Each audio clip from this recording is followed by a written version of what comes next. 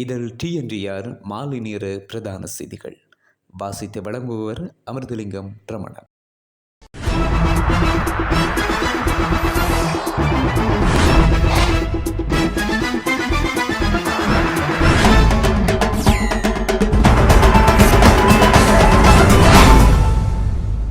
இந்தியாவின் தமிழ்நாட்டு முதலமைச்சராக பதவியேற்றுள்ள ஜோசப் விஜய்க்கு இலங்கை ஜனாதிபதி அனுரகுமார திசாநாயக்க தனது மனமார்ந்த வாழ்த்துக்களை தெரிவித்துள்ளார்.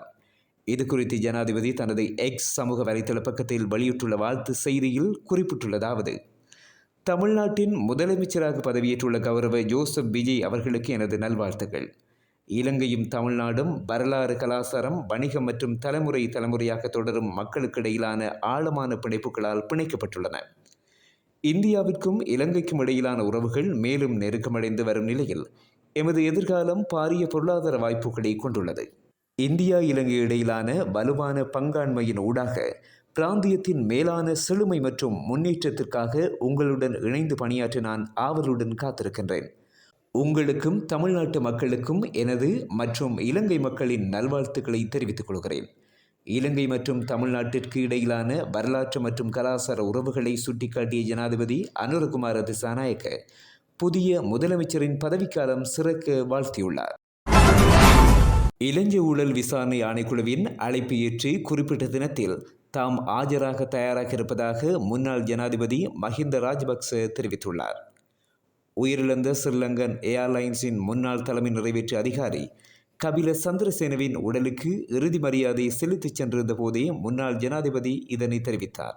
ஏர்பஸ் கொடுக்கல் வாங்கல் தொடர்பாக வாக்குமூலம் வழங்குவதற்காக எதிர்வரும் 12ஆம் தேதி இலங்கை ஊழல் ஆணைக்குழுவில் ஆஜராகுமாறு முன்னாள் ஜனாதிபதி மஹிந்த ராஜபக்சவுக்கு கடிதம் மூலம் அறிவிக்கப்பட்டிருந்தது. அரசாங்கத்தின் தேவைகளை நிறைவேற்ற தவறினால் சம்பந்தப்பட்ட நபர்களுக்கு மரண அச்சுறுத்தல் விடுக்கப்படுவதாக ஸ்ரீலங்கா பொதுஜன பெரமுனவின் தேசிய அமைப்பாளரும் பாராளுமன்ற உறுப்பினருமான நாமல் ராஜபக்ச தெரிவித்துள்ளார். கிரியால பகுதியில் நடைபெற்ற மக்கள் சந்திப்பு ஒன்றில் கலந்து கொண்டு உரையாற்றும் போதே அவர் இவ்வாறு குறிப்பிட்டுள்ளார். அங்கு அவர் மேலும் உரையாற்றுகையில், தற்போது நாட்டில் நபர்கள் மர்மமான முறையில் படுகொலை செய்யப்பட்டு வருகின்றனர். சட்டம் வளைக்கப்படுகின்றது, அச்சுறுத்தல்கள் விடுக்கப்படுகின்றன. அரசாங்கத்தின் தேவைகளை பூர்த்தி செய்யும் வகையில் தமக்கு சாதகமான வாக்கு மூலங்களை எழுதி வாங்குவதற்கு முயற்சிகள் நடக்கின்றன. அரசாங்கத்தின் விருப்பத்திற்கு இணங்க மறுப்பவர்களுக்கு மரண அச்சுறுத்தல் விடுக்கப்படுகிறது. எமக்கு எட்டிய தூரம் வரை எந்த தேர்தலும் தென்படவில்லை. தேர்தல் எப்போது நடைபெறும் என்பதும் எமக்கு தெரியாது. இருப்பினும் இந்த நாட்டை நேசிக்கும் மக்கள் ஒவ்வொரு கிராமத்திலும் ஒவ்வொரு தொகுதியிலும் எமது கட்சியை சுற்றி ஒன்றிணைந்து வருகின்றனர் என குறிப்பிட்டார். தையிட்டியில் சட்டவிரோத விகாரை அமைந்துள்ள காணிக்குள் கையகப்படுத்தப்பட்டுள்ள பிரதேச சபைக்கு சொந்தமான வீதியினை மீட்கும் நடவடிக்கையை பிரதேச சபை கைவிட வேண்டும் என பலாலி போலீசார் மல்லாகம் நீதவான் நீதிமன்றில் வழக்கு தாக்கல் செய்துள்ளனர். தனியார் காணிகள் பிரதேச சபைக்கு சொந்தமான வீதி என்பவற்றை அடாத்தாக கையகப்படுத்தி தையிட்டி பகுதியில் அனுமதிகள் எதுவுமின்றி விகாரை கட்டப்பட்டுள்ளது. குறித்த விகாரைக்காக கையகப்படுத்தியுள்ள காணிகளை விடுவிக்குமாறு காணி உரிமையாளர்கள் போராட்டங்களை நடாத்தி வரும் நிலையில் கடந்த 28ஆம் தேதி காணிகளை விடுவிக்க நடவடிக்கை எடுப்பதாக கூறி காணி அளவீட்டு பணிகள் முன்னெடுக்க தீர்மானிக்கப்பட்டது. அதன்போது காணி உரிமையாளர்கள் காணிகளை விடுவிக்கவே அளவீடு செய்கின்றோம் என எழுத்தில் உறுதிமொழி கேட்ட நிலையில் நீண்ட இழுபறிகளின் பின்னர் காணிகளை அளவீடு செய்யும் பணிகள் கைவிடப்பட்டன. அந்த நிலையில் விகாரை பகுதிக்குள் அமைந்துள்ள வலிவடக்கு பிரதேச சபைக்கு சொந்தமான பவானி வீதியை அளவீடு செய்த தவிசாளர் சம்மதம் தெரிவித்ததை அடுத்து வீதி அளவீடு செய்யப்பட்டது. அதனையடுத்து குறித்த வீதியை மறைத்து அடைக்கப்பட்டுள்ள வேலியை நாளைய தினம் திங்கட்கிழமைக்கு முன்னர் அகற்ற வேண்டும் எனவும், தவறும் பட்சத்தில் நாளைய மறுதினம் செவ்வாய்க்கிழமை பிரதேச சபை வேலியை அகற்றும். வேலியை அகற்றும் செலவினத்தை விகாராதிபதி பிரதேச சபைக்கு வழங்க வேண்டும் என தவிசாளர் கடிதம் மூலம் விகாராதிபதிக்கு அறிவித்துள்ளார்.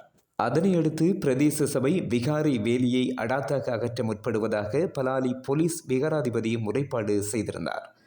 முறைப்பாட்டின் பிரகாரம் தவிசாளரை பலாலி போலீசார் அழைத்து வேலியை அகற்றினால் இனங்களுக்கிடையில் பிரச்சினைகள் ஏற்பட்டு நல்லிணக்கத்திற்கு பாதிப்பு ஏற்படும். எனவே வேலியை அகற்றும் பணிகளை கைவிட வேண்டும் என அச்சுறுத்தும் தொனியில் கூறியுள்ளார்.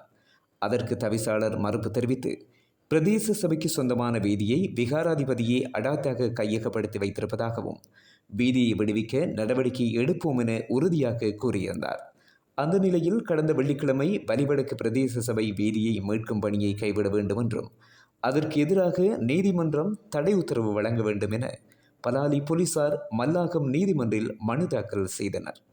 குறித்த மனு மீதான விசாரணையின் போது ஒருதலைபட்சமாக விசாரணை செய்ய முடியாது என கூறிய மன்று வலிவடக்கு தவிசாளரை நாளைய தினம் திங்கட்கிழமை மன்றில் முன்னிலையாகுமாறு அழைப்பு விடுத்துள்ளது. நாளைய தினம் நடைபெறும் வழக்கு விசாரணைகளில் தவிசாளர் முன்னிலையாக உள்ள நிலையில் வேலியை அகற்றுவது தொடர்பில் நீதிமன்றம் முக்கிய அறிவித்தலை விடுக்கும் என எதிர்பார்க்கப்படுகிறது. அரசாங்கத்தின் தேவைகளை நிறைவேற்ற தவறினால் சம்பந்தப்பட்ட நபர்களுக்கு மரண அச்சுறுத்தல் விடுக்கப்படுவதாக ஸ்ரீலங்கா பொதுஜன பெரமுனவின் தேசிய அமைப்பாளரும் பாராளுமன்ற உறுப்பினருமான நாமல் ராஜபக்ச தெரிவித்துள்ளார். கிரியால பகுதியில் நடைபெற்ற மக்கள் சந்திப்பு ஒன்றில் கலந்து கொண்டு உரையாற்றும் போதே அவர் இவ்வாறு குறிப்பிட்டுள்ளார்.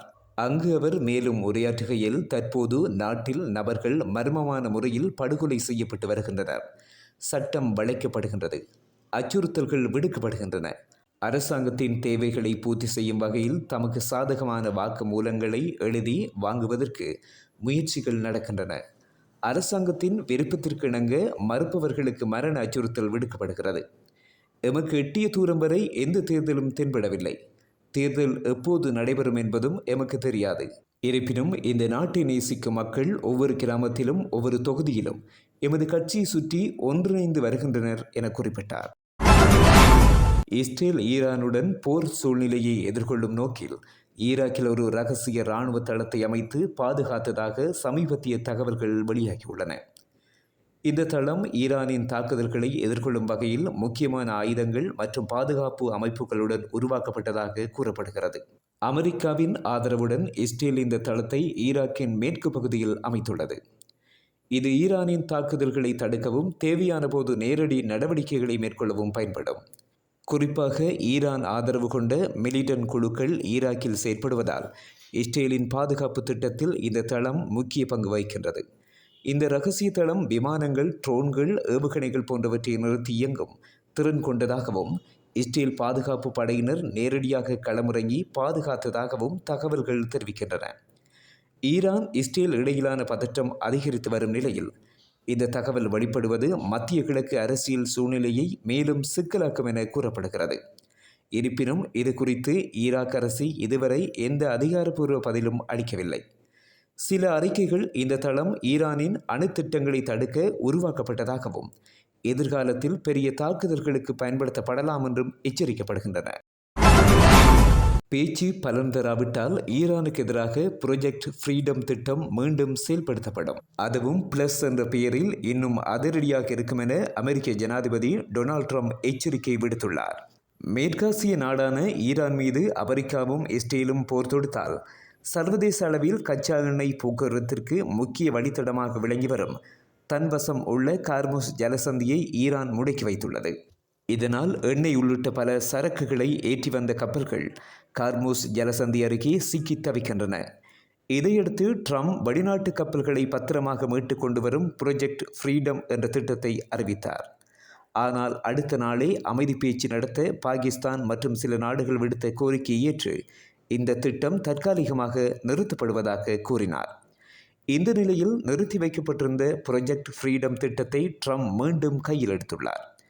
வெள்ளை மாளிகையில் செய்தியாளர்களிடம் பேசிய ட்ரம்ப் கூறியுள்ளதாவது, ஈரானுடன் சுமூகமான உடன்பாடு எட்டப்படவில்லை என்றால் நாங்கள் மீண்டும் பழைய பாதைக்கு திரும்புவோம்.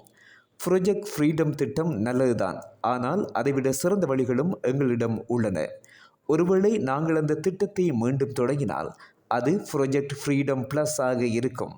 அதாவது பழைய திட்டத்துடன் இன்னும் பல அதிரடி நடவடிக்கைகள் அதில் சேர்க்கப்படும் என குறிப்பிட்டார். இத்துடன் இதழ் TNTR பிரதான செய்திகள் நிறைவடைகின்றன. நன்றி.